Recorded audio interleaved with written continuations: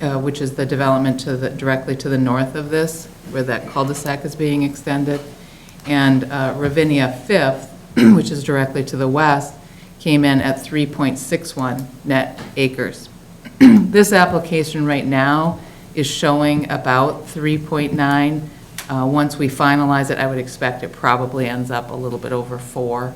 But just for some context about density, land use, I think, is what I heard people talking about, which is the reason for the PUD is to allow a different type of housing other than single family, and that is the townhome. So just to make sure we're all using the same language, this is consistent with the density range allowed in the comprehensive plan, but a PUD is needed because of flexibility related to the product type, the townhome, and the lot sizes for the single-family homes, both lot size and lot width. The applicant is also requesting some PUD flexibility for the townhome garage sizes, but no flexibility from architecture or any of the garage size, lot sizes for the townhomes. Let's see. Do you know the overall density of Ravinia?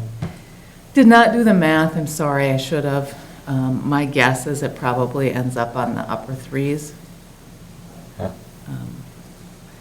Let's see, the traffic, I would defer to Kevin. We do believe traffic is consistent with what's expected. This does not appear to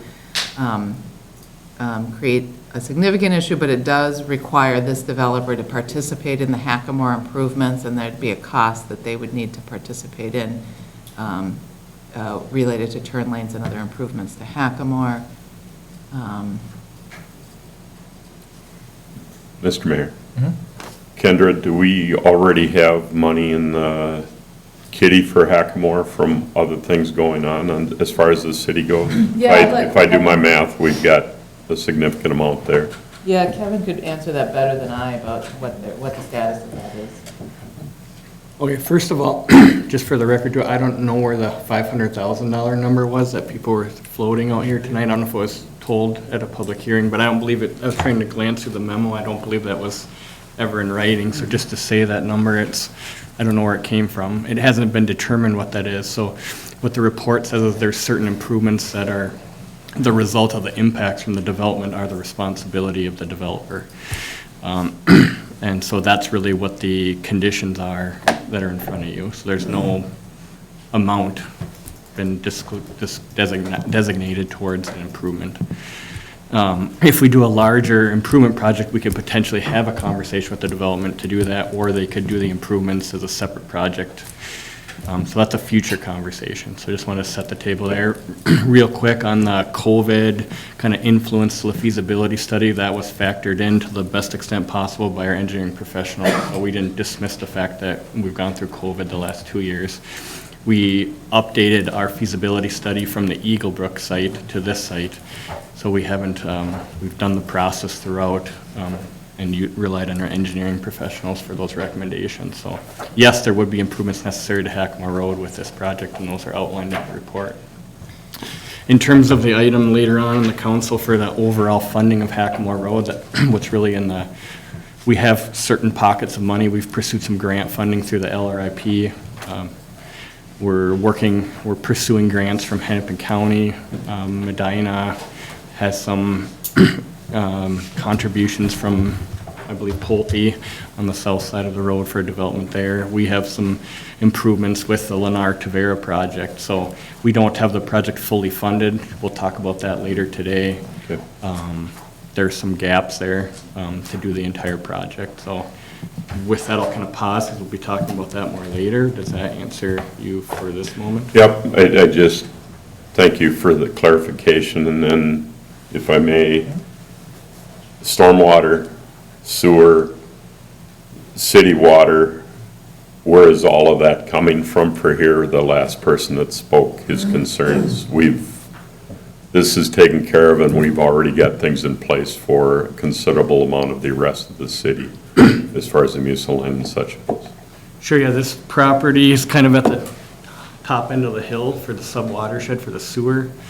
So it would connect, we have, all the street stubs have connections, so I believe the primary one is Goldenrod, if I remember right. So the very southwest one is the primary service point, but there could be some combination there. But all this area flows ultimately up 101 to a Met Council lift station. So Met Council does all our treatment, and so we connect into their system. So we don't have a treatment plant in Corcoran where we're relying on expansion. That's all done through the Met Council.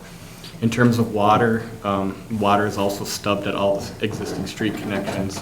There would be some looping considerations depending on ultimate layout, but it's really set up well for this property. That was the plan when Ravinia came in. And we buy our water from Maple Grove. So again, that's in place it's matching what we do with Ravinia and the rest of Southeast Corcoran.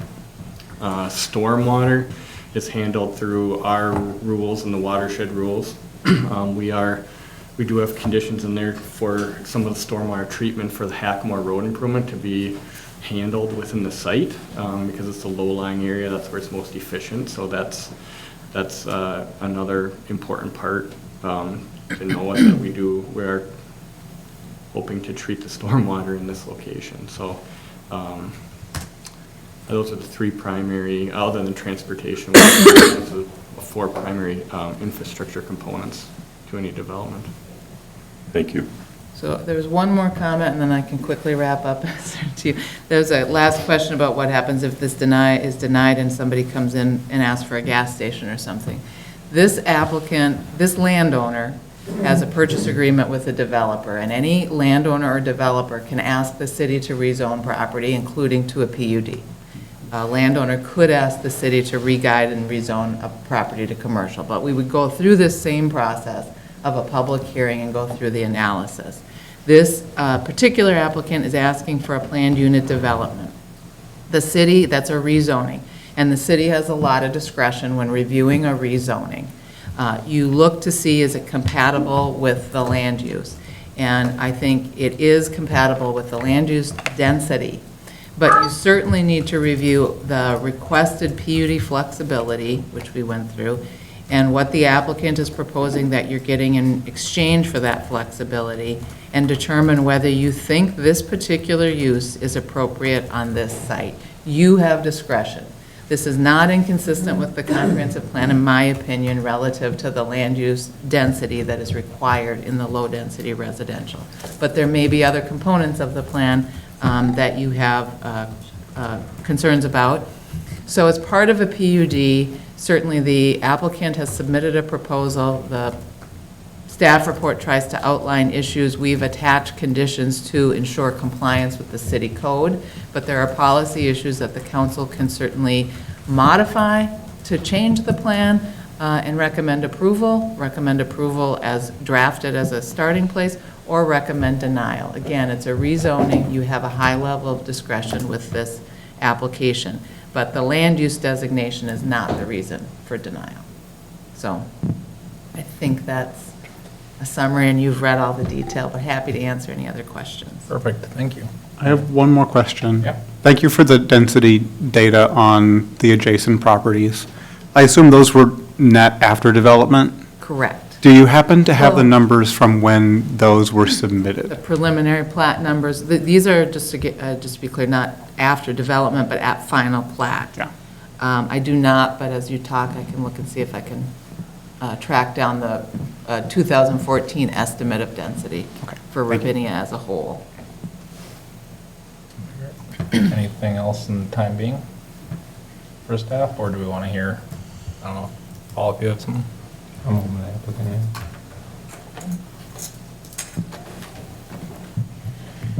Mr. Mayor, City Council, it's good to be here this evening. Paul Hoyer, Pulte Homes, 7500 Flying Cloud Drive, Suite 670, Eden Prairie, Minnesota, 55344. I do have a short presentation tonight, if you're willing to hear that. All that's being brought up, I'd like to respond to just a couple of the questions and comments that I heard over the phone. One was kind of a slanderous statement about our neighborhood in Maple Grove, talking about how there's some kind of defect and we're not responding. I heard the same comment by the same gentleman at the public hearing, and after the meeting went back to our construction guys, They have heard no complaints, no issues at all like that. So whatever comment he's referring to hasn't been brought to our attention if indeed there is an issue. Also, I think there's some confusion out there because this isn't as simple as Pulte being greedy trying to get as many units. It's very complicated. There's a number of things we're trying to balance. You know, for instance, some of these things are binary. It's either or. You know, we either comply with the comp plan density or the land use of no townhomes. Those two things, you know, don't work well together, and that's not the city's fault. These things happen at times. Another thing is, somebody said they don't like the density, but they want to preserve all the trees around the boundary. Well, this is a PUD which offers the possibility of preserving those borderline trees around the perimeter of the site. And I really don't think you're going to see that if you have straight zoning. Large lots that come in there and they're going to remove all the trees because they didn't do what we did, which is we congregate the homes in a higher density in the internal part of the site. So some of these things are either or questions. Some of them are kind of navigating a lot of different interests by different stakeholders. And it's not as simple as good guy, bad guy here. There are a lot of factors at play from the zoning standpoint, the density standpoint, the beauty of the neighborhood when we're done, and yes, the housing type as well. So there's a lot going on here. I'd like to go through this rather quickly. I think you guys know us probably better than the Planning Commission, so I think I'll even skip a little bit about us, other than, you know, one thing we are known for is our superior floor plans, and also doing what we said we would do. And I think, you know, the proof's in the pudding there for what you saw with the Bellwether community up in the northeast part of the city. We made a lot of promises, a lot of big promises, and we've followed through on every one of those. Move on. And this is what I was talking about, threading the needle. It's not as simple as just looking at a city's comp plan and saying, well, this is what's got to be done there. Every property is unique. And the one unique thing about this property that we don't often see is there was a lot of existing woods around the perimeter of the site. Occasionally you see an entire property covered in woods, but this one was unique in that it was the perimeter where we see all the trees. And that's an opportunity, not just for us, but for you folks. So what we decided to do was greatly increase our setbacks in the perimeter so that we could save those trees. And in return, yes, we'd see more density on the site. So I'm hearing people not liking the density, but wanting the trees preserved. And I guess the point I'm trying to make is, I don't think you can have both of those things. So we're offering one option that we felt, if I was in those shoes, I would like. So we've got a variety of things that we're trying to balance here as we thread the needle. It is the comp plan density and the land use. It's the feedback we heard from the city council last November. You know, there was a lot of comments, and there were varied comments. So, you know, we did our best to work really hard over the last 6 months it's now been to try to address those comments as best that we could. Wetlands was also a consideration. We purposely tried to preserve all the wetlands on the site and work around them. Traffic is another issue, and in this case we're talking about both construction traffic during the build out of the neighborhood, which in this particular case works really well because we're able to funnel all the traffic down to Hackamore. And also the permanent traffic, which I know you're addressing later on tonight in another agenda item, just to start discussing Hackamore improvements as you've been kind of building up some funds for that improvement project someday.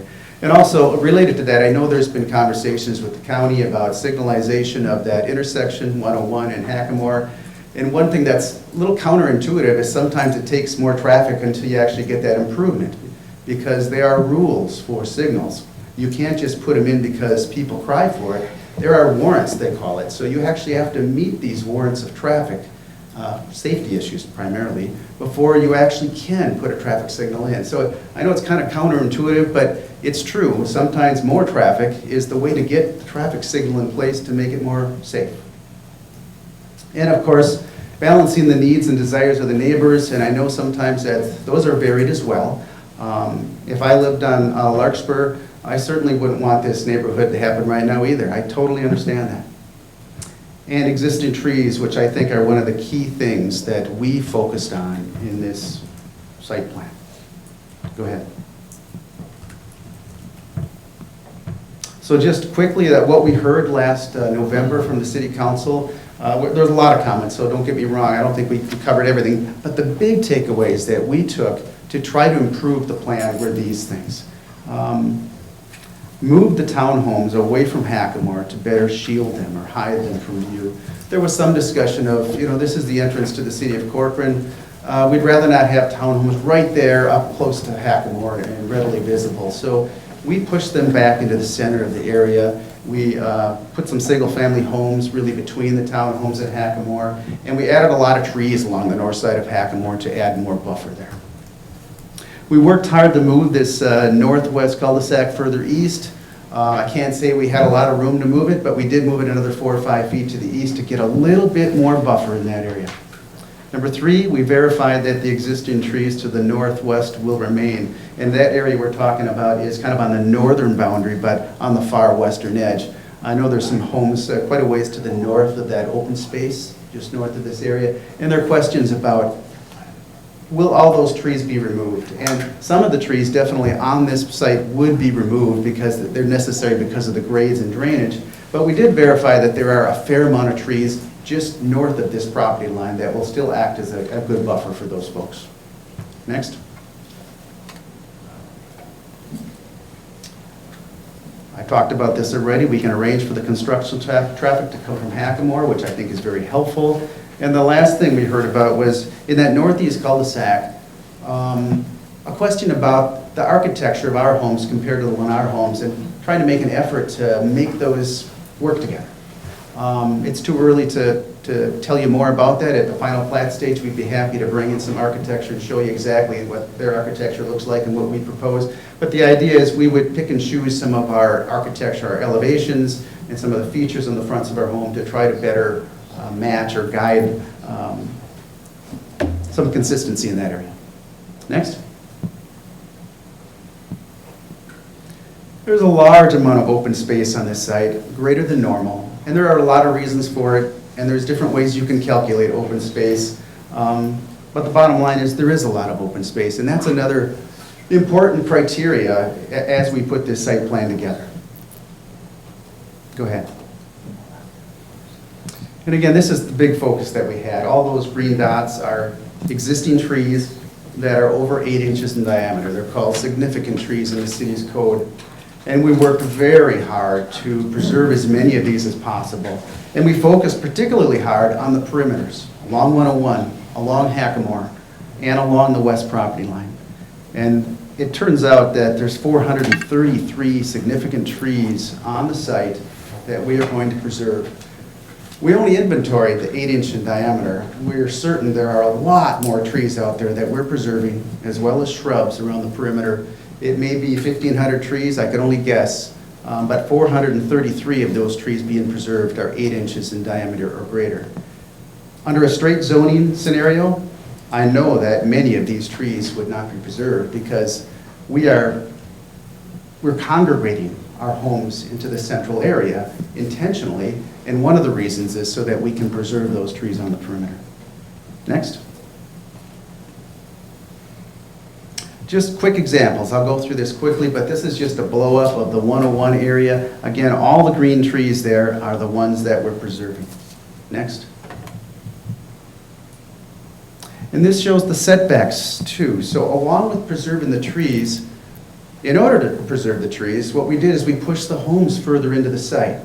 So instead of maximizing the use around the perimeter, we're pushing them in. So for instance, along 101, the southern two items you're seeing here, the requirement was 60 feet or 100 feet, depending on complicated zoning issues, for setbacks from the right-of-way line on 101. Instead, we've got our townhomes at 220 feet, more than double, and we have the single-family homes on the southern part 170 feet. The northern one, we're kind of stuck with that existing cul-de-sac, so we had less flexibility there, but we still meet the code. So this is, again, just pointing out the effort we're making to not only preserve the trees, but push those homes further back from the perimeter to hide the neighborhood, so to speak. And this is just a quick look from south to north along 101, just to show that there is a pretty thick buffer there that we're preserving. I also noticed that we've got both deciduous and coniferous trees. So the coniferous trees, of course, hold their leaves in the, or needles in the winter. So they provide some solid year-round buffering. Next.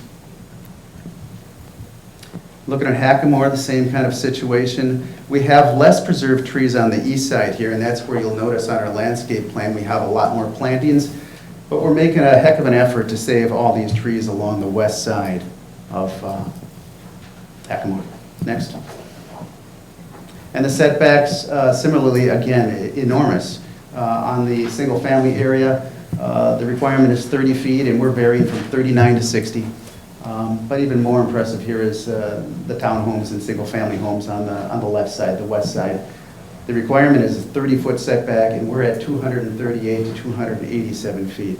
So again, that allows us to really hide the neighborhood, give it a different flavor as you're driving by, as you see more open space. Next. And again, a quick look going from west to east, looking at the existing buffers along there. Pretty nice trees that we're able to preserve. And the west property line is probably where we worked hardest because it's most complicated. There are some trees both in the existing backyards and some trees on the property we have under contract here. And also the setbacks are lesser in that area for a variety of reasons. Their side setbacks are 7.5 feet, so we could have the homes up to as close as 7.5 feet from the property line. And where the rears of the home are facing backwards, they could be as close as 30 feet. But we have setbacks at, I think, the next page here, please. Instead of 30 feet, the rears are set back 52 to over 100 feet. And the side setbacks could be 7.5 feet, and we are 42 to 61 feet. So a huge difference really between what's required and what we're doing. And again, the whole purpose is to hide the neighborhood a bit, to protect the existing buffers. Certainly with straight zoning, this area would not be preserved. Next. And again, just visuals of some of these trees. This one has a good strong mix of some deciduous that are tall.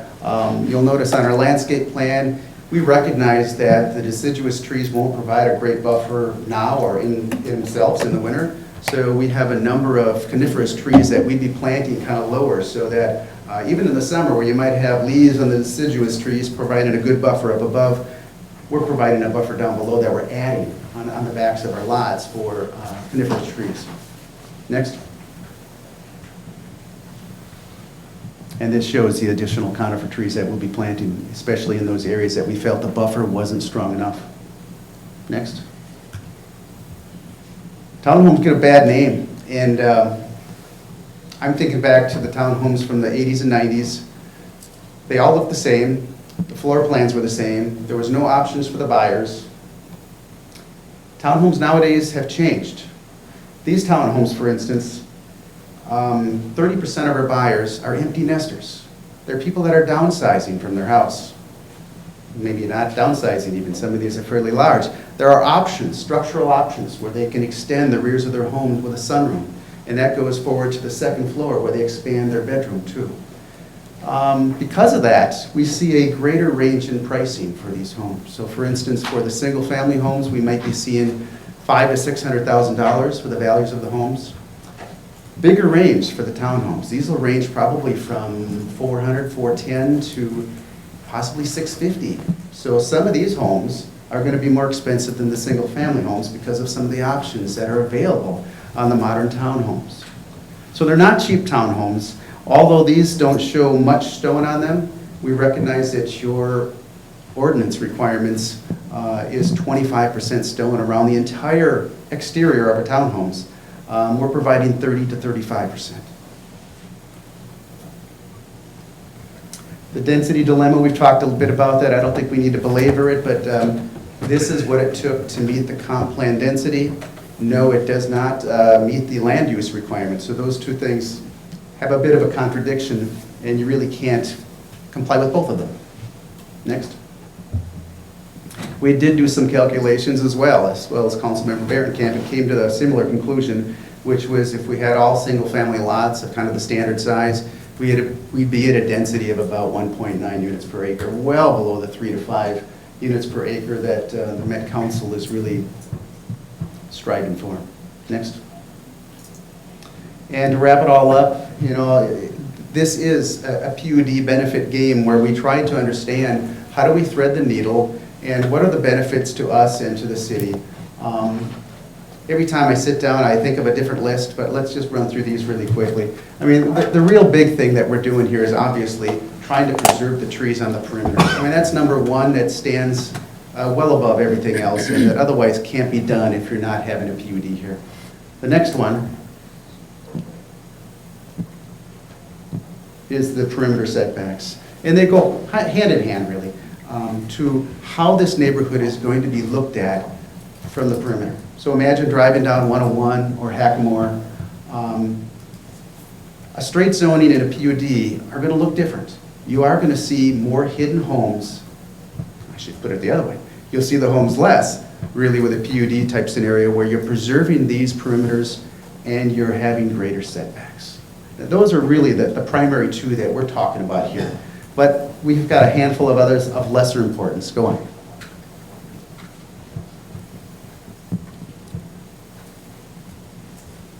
This would be the first townhomes in your city that do comply with the ordinances. Actually, we're exceeding it with the 30 to 35% stone around the entire exterior instead of the 25% requirement.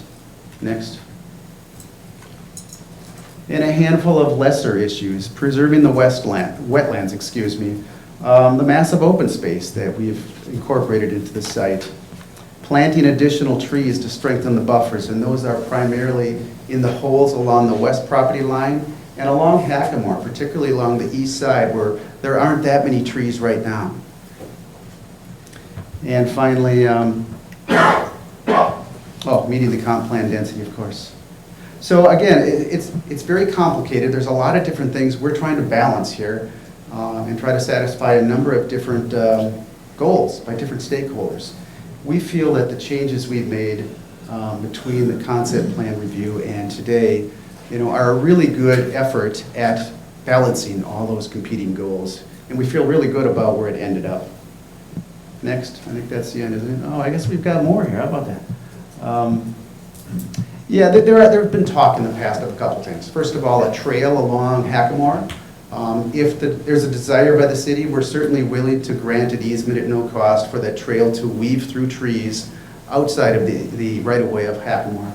And the other one is there's also been talk in the past of perhaps a city monument for the city of Corcoran sign on the corner of 101 and Hackamore. And we'd be willing to grant either an easement or an outlot to be owned by the city at no cost, again, to facilitate that, even as maybe something for the future that you don't know if you want now, but we'd be happy to put it in place anyway. And of course, our contribution for the Hackamore reconstruction, which I know at some point in time it reaches a critical mass where finally that project has to be done. And that's really all I have for the presentation. I'd be happy to take any questions. Thank you. Any questions for Paul? Paul, I have a question with the estimate of the 1.9. That's based on our standard lot size zoning? It's not based on the flexibility you're asking for in the... That's correct. Do you know what it would have been based on the flexibility you're asking for in the single-family homes? No, I don't. I never did that calculation. That was my curiosity as well.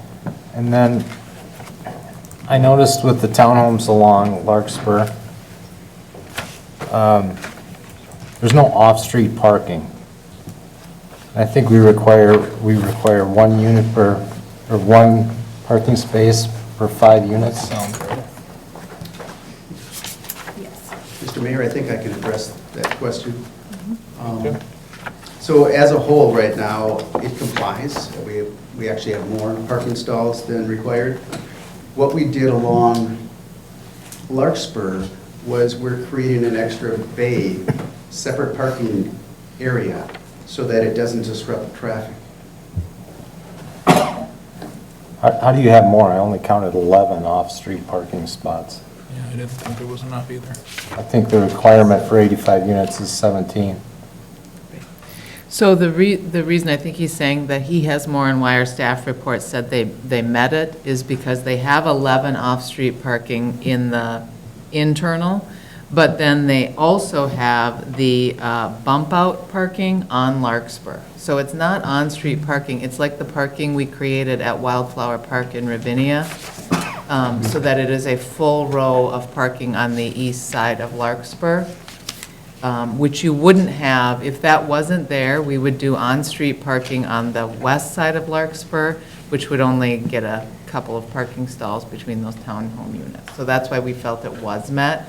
Council certainly could find that they would rather have some pull-out. We would not want a parking lot like those pull-outs that are off the private drive. We would not want those on our public street. We wouldn't want people You'd have to backing. pull off the street on a private drive to those parking spots. Right. Does that make sense? Yeah. I guess what I'm wondering is why we would do this off a public street? We don't have any on-street parking for private residences in any other of our townhome developments. Well, certainly they're not only for the private residents. Anybody could use those parking stalls on the public street. But because the number of units along Larkspur and the fact that we don't want them backing out of a public lot, this to us made sense to make convenient guest parking for those homeowners on Larkspur if they did the bump out parking on the east side. Isn't it in conflict with our city ordinance for parking overnight in the wintertime? Well, you still would have to comply with that. Guest parking generally is not overnight parking. I don't know how your HOA would deal with that, but generally that guest parking is if you have people over for supper and it's more than can fit in your 2 stalls in front of your house, then they can park in guest parking. And how would we deal with snow removal? So that's a public street, it's going to be plowed by the public works. We still have the same, all of our public streets in Ravinia allow on-street parking on one side of the street. But they're signed for winter, I think they're signed. They will be signed when we accept them as public streets. They'll be signed for winter snowplow rules, meaning you can't park overnight. Right, but the only bump outs we have are along Wildflower Park, correct? Right. So it's something to consider is how you're going to deal with that. Some of the preliminary conversations, I think we'd plow the main roads first, and we'd come back and clean up, we'd carve that out, so we wouldn't, like, we would keep our main line going, and we'd fall back on the cleanup and clean them out, so that's kind of the initial thought on how we deal with that. To your point, it is a tweak to a feature in our maintenance program.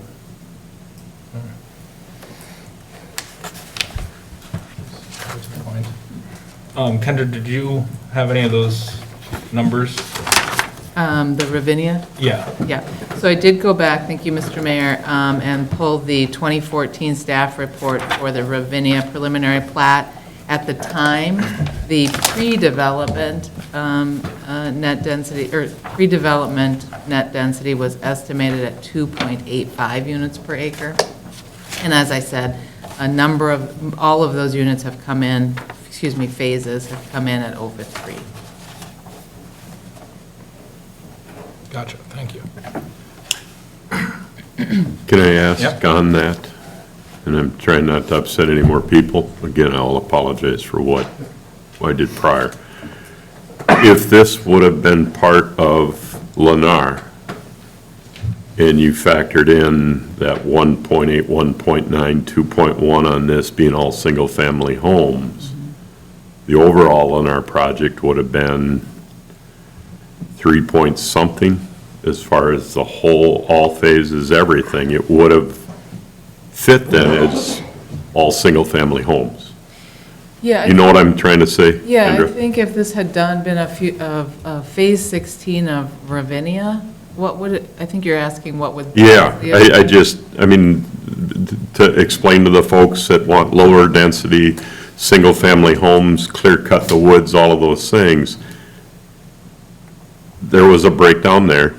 Obviously, the landowner didn't want to sell, but if it was that full look of where it was originally back in how long ago? When did this whole thing Ravinia come to the city? 13, 14. 13, 14. If this would have been included, it would have fit the single-family home model that everybody wants right now. Yeah, they could, if Lennar could have acquired this Yep. property, they could have included it in Ravinia and probably would have developed it at a similar density that Ravinia is at, which, like I say, is, I didn't pull every phase of Ravinia, I just pulled the ones adjacent, which, you know, I think on average, it's probably between 3 and 3.5 Okay, units an acre. I thought I again, heard a different ton of question. speculation and stuff. I thought I heard a different question what you said, so let me explore that a little further. Go ahead. I'm, Because you said 1.8 to I've said 1.9 enough in people, the I can keep beginning of doing your it. question. So my question would be, if you consider that whole corner together, if this were done at 1.8, if you include it with Ravinia and where Ravinia ended up, and then wherever the 1.8 to 1.9 would end up when you get to final plat, would you be above 3? huh? So you've got 528 homes in Sorry, Ravinia. that was my professional what? You've got 520 homes in Ravinia, it's 250 acres or whatever it is, gross. This would add, if you were at 1.8 to 1.9, you would be adding another 60, 55 to that total. Do you end up at 3 overall, if you include Ravinia and this one, if they did it at 1.8? In other words, is there an argument to be made with the Met Council that overall this development is where it needs to be? Well, I mean, that's a different kind of a question. I mean, there's not an argument with the Met Council. We have adopted a comprehensive plan, and we're required to comply with our comprehensive plan. You know, we talked about in the past, what happens if we don't meet density on a single project. You know, we are required to do that as a council. If you approved a project that didn't comply with the minimum density range, you're in violation of the comprehensive plan. It's not a debate, it's just you are not consistent with the comprehensive plan. Do I think they're going to come chase us down for one project that doesn't comply? No.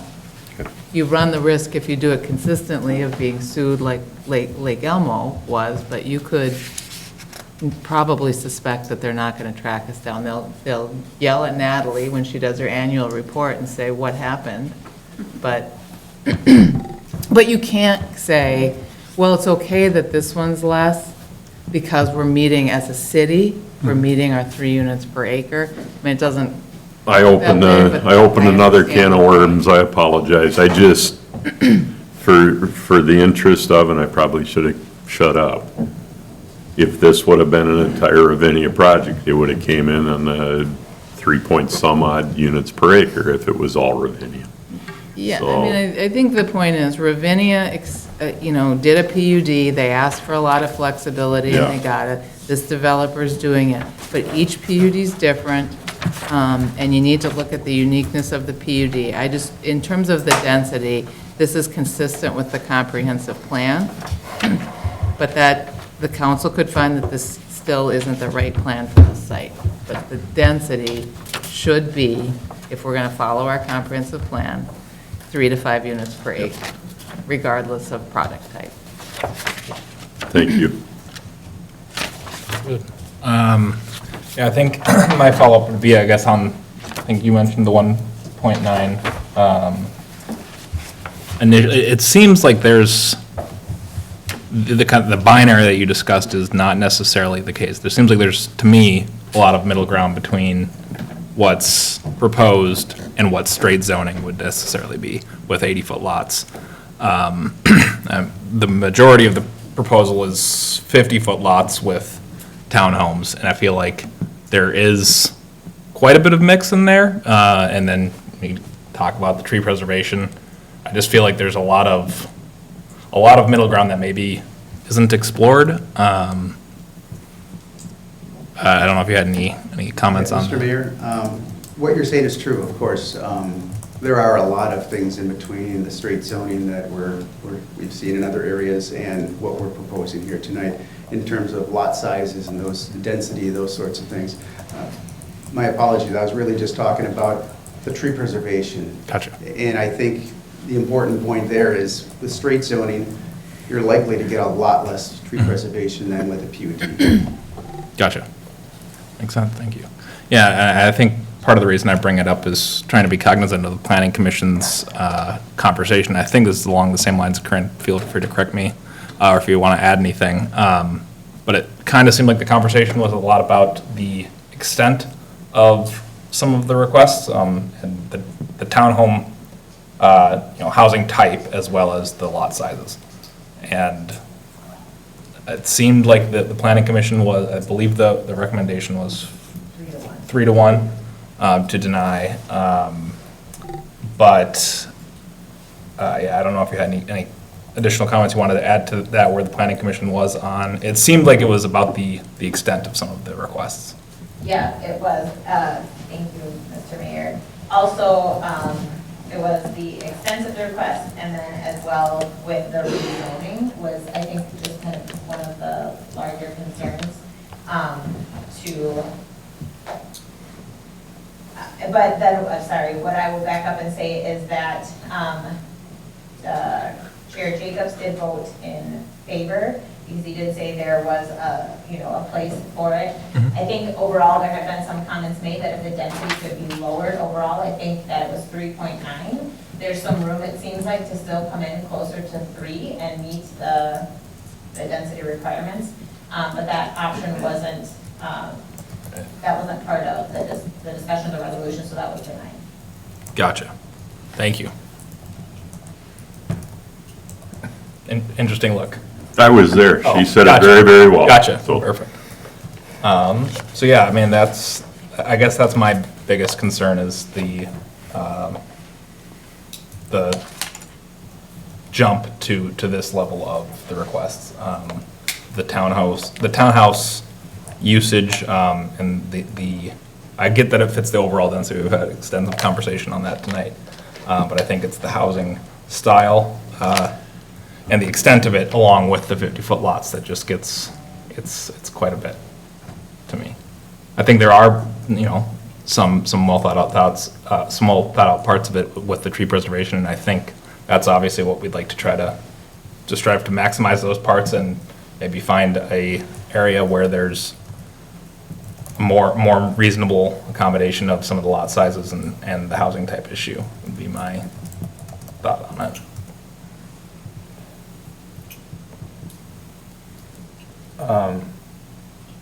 I think you did a good job with regards to tree preservation. The people that live in Ravinia had commented about how nice it is in Ravinia. If you ever saw that property before, you'll realize there's not many trees on it that were there before. So I think you did a good job in that regard, and I think you took our comments that were provided, which, yet non-binding, you did a good job in listening to those. Personally, for me, it matches the density, and I'm fine with it from that perspective. But I really don't like the idea of having parking along the side of the city street. So if you could remove a building and put in off-street parking for those townhomes, I just don't want to deal with it when it comes to snow removal and seeing a bunch of cars lining our city street. So I would prefer we stick with the model that we have in other townhomes developments in the city, where those additional parking spaces are off-street. Gotcha. I'm not sure what the best. Mr. Mayor, Yeah. should we just give everybody a chance to do their feedback, and then we Sure. can discuss? Sure. May I go next? Absolutely. I'll echo those comments. I like the tree preservation parts of it, and I like the desire to keep the existing wetlands where they are. I like that you're using the edges for your stormwater ponds. I feel like that does add value to the project. When this was before us as a concept, I gave the feedback, I'd like to see you use twins instead of townhomes. And that feedback was not put into the plan. I would also like to see something closer to 3 units per acre, and that also wasn't factored into what's being proposed today. So the plan is 85 townhomes, 44 single-family homes. We're asking for, or what's being asked of the city is a 50-foot lot width versus the 80-foot requirement. The parcels are currently zoned as RSF2, so it's not just guided to generic low density. And that zone doesn't allow townhomes or twin homes. So if we granted twin homes, that would be extending a housing type that's allowed in the zone one level up from where it's currently zoned. And I would be okay being flexible on that point. We have allowed townhomes before where we've zoned for low density generically. We've allowed townhomes where it's been zoned for medium density, which is where they're allowed as a permitted use. Pulte projects, so far we haven't had a Pulte townhome. Most recently, Pulte proposed Amberley, which didn't have any townhomes, they were 65-foot lots. It came in at a preliminary density of 2.7 units per acre. Nearby, there's the Medina Reserve Development, that's also a Pulte development. There's no townhomes there, that's a larger lot. Where we do see townhomes in Corcoran, Tavera was granted approval for 24% of the development to be townhomes. They preserved, as part of that development, 30 acres of woodland, 97% of the wetland. The net density there was 2.85 units per acre with 55 to 75-foot wide lots. Rush Creek Reserve from M&I, which we heard earlier today, was originally guided RMF3, so that was our highest density that allows townhomes. That development came in with 22% townhomes, 58 of the 257 units were requested to be townhomes. The net density for that project was 3.8. They offered to plant a 1,200-tree urban forest and significant trail segments as part of the PUD negotiation for that project. The feedback from Planning Commission was there's not enough benefit to justify the significant deviation in housing type. I would be open to negotiating a different mix of housing type and a smaller number of units. I think there is a way to use this basic architecture and come up with a good agreement that will benefit the city and the developer. I don't think this is quite it, and that's where I'm at right now, but especially based upon the feedback from the residents. We've got 17 emails on this project. Several people have called in at every meeting. There's a clear desire to see this proceed in a way that preserves the trees and the open space, but with a better balance of the mix of the units. Thank you. Dean, did you have anything? I still go back to that concept meeting. It was not townhomes, it was this type of product. They moved it into the middle. They've done a lot of the things that I think I've heard over the many, many months of neighbors talking to me, telling me what they'd like to see. Jeremy, I know you live up against the backyard on this and the screening and everything. I think back then you were excited about that setback and that screening and those kind of things, but I don't remember the conversation of, you said twin homes? But I don't recall that. So thank you for bringing that up, but I know I said I'd really like to see single-family homes and stuff, but if this is something that fits in the neighborhood, and I went with what you were saying and what Tom was saying, being neighbors to this area and stuff, I'd be okay with something like this, but it just seems like we're changing it now to, again, a lower density and such, so I'm not sure which direction I'm going. Gotcha. So, thank you for listening. Of course. Alan, do you have anything? No, I was just looking at his original plan. Was the original plan townhomes or twin homes? Townhomes, okay. It was just laid out differently, okay. Yeah, I believe the only change was moving to more to the middle. Moved everything into the middle, and then the Yeah. single-family homes surrounding. Yeah, that's right, it was down on the corner. Yep. Okay. Mr. Mayor, Yes. I know you have a long agenda tonight. Could we please take a 3-minute break so I can confer with the landowners and come back? Sure. Thank you. Thanks. Do we want to close the meeting then? Yes, we. We'll get to you guys. Recess? Thanks for your patience. We I'll can just- recess. I'll